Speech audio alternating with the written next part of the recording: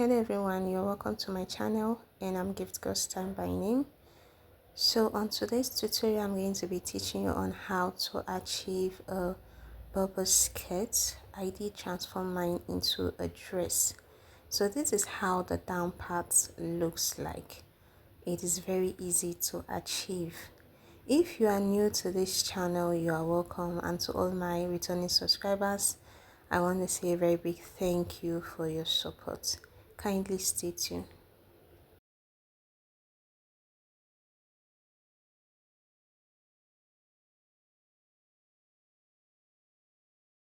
So I'm going to run through on how to draft a 360-degree flare.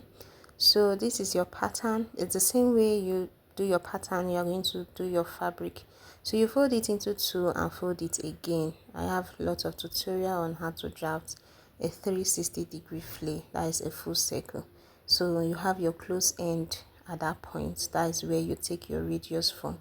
So I'll be using 10 inches for the width. So you take 10 inches, divide for the waist measurements, divide by 6.28. The value I got is 1.59, so that's what I marked around there. So now I'm taking how long I want the flare to be, so I'm using 4 inches. I'll go ahead to cut it out. So at the end you have a full circle. This is it when it's opened up. So next I'm going to be showing you how to draft 180-degree flare. So now for the 180-degree flare, you take your fabric or your pattern, as you can see, and just fold it into two. That's all. You're not folding it again like we did for the 360.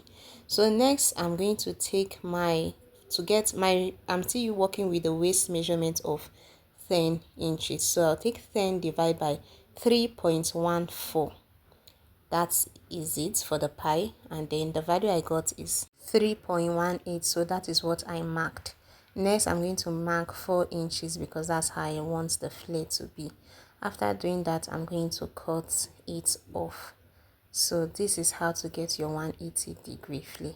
So now I'm going to bring that 360-degree flare to show you that the waist measurements are the same.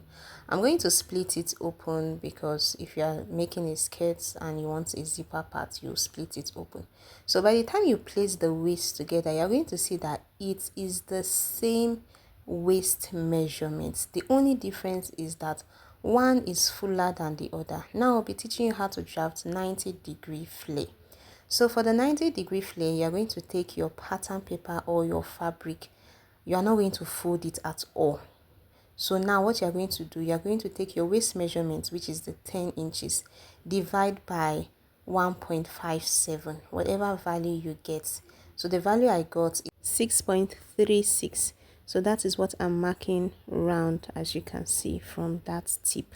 Now I'm going to be marking my 4 inches because that is the length I want this flare to be. So I'm going to mark all through and then I'm going to cut it out the same way I did for both the 360, 180. So now this is the 90-degree flare. So I'm going to be placing all of them to show you that the waists are the same. So this is the 180-degree flare. As you can see, it's much fuller. So that is the only difference, but the waist circumference are the same. It's just the fullness that is different. As you can see, the waist is the same. You know, this is paper. There is no way it can fully relax because it's paper. It will get torn, except it's fabric. Now this is the 360-degree flare. So this is how it is when placed. The waist are all the same, but it's just the fullness, the volume, that's the difference. So this is 90-degree, 180-degree, and 360-degree.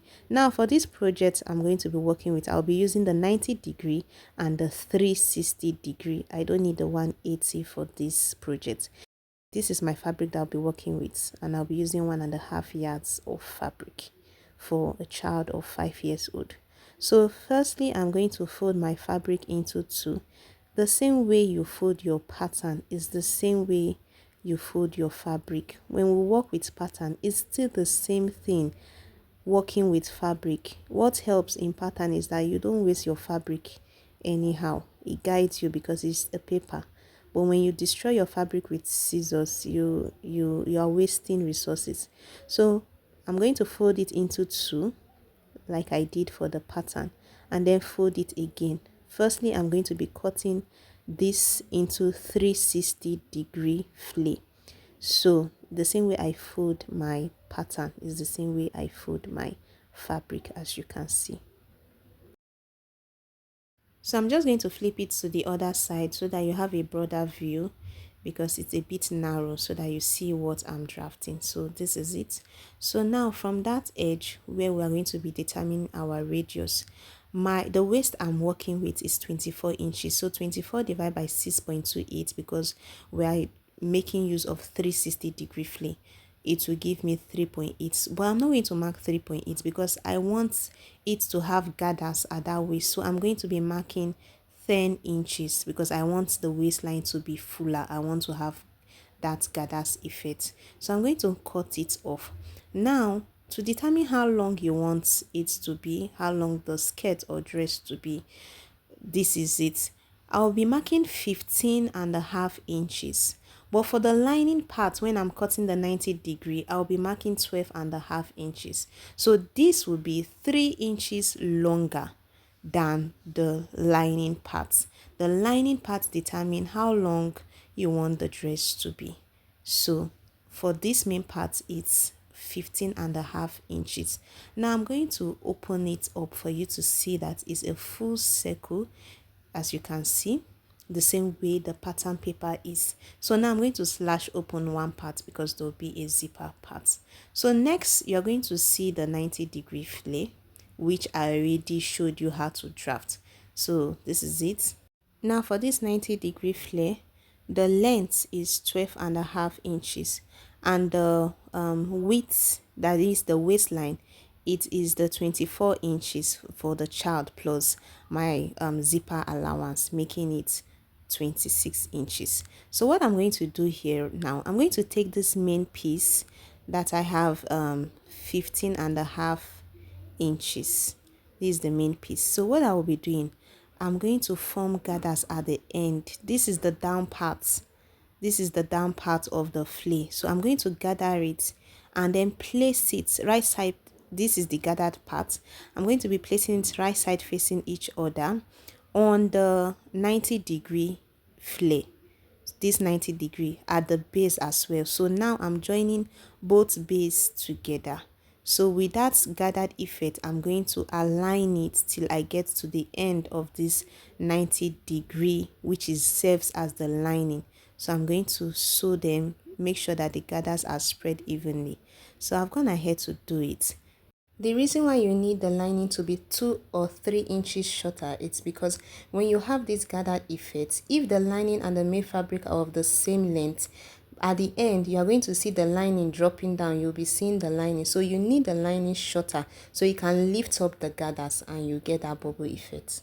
So after doing that, this is how it is. So now I'm going to gather the upper part, which is the waistline. I'm going to gather it to the waistline of the 90-degree flay. So I'm going to show you how I gather using my thread and needle. So just thread your needle and just go through it. As you can see from the video, you are going to thread a very long you're going to put a very long thread on your needle just to get that effect. So you're just going to gather, or you can use your sewing machine to have that gather effect. Anyone that works for you, you just have to do it. So I'm going to do it all through till I get to the end. So this is it. After that, I'm going to be placing it. I'm going to spread the gathers evenly on the waist region of the 90-degree flay. Now this 90-degree flay is serving as the lining part to get that bubble effect. So that's what I'm going to do. So this is how it looks like. This is the bubble effect. So I'm going to place it on the mannequin for you to see. So this is how it is without band or adding the upper bodice. So now, but for this project, I'm going to add the upper bodice. You can add band and your zipper to it, but I'll be adding this upper bodice to it. So I've come to the end of this tutorial. If you find this tutorial helpful, please do not forget to give this video a thumbs up and also do subscribe to my channel if you are yet to. See you in my next video. Bye.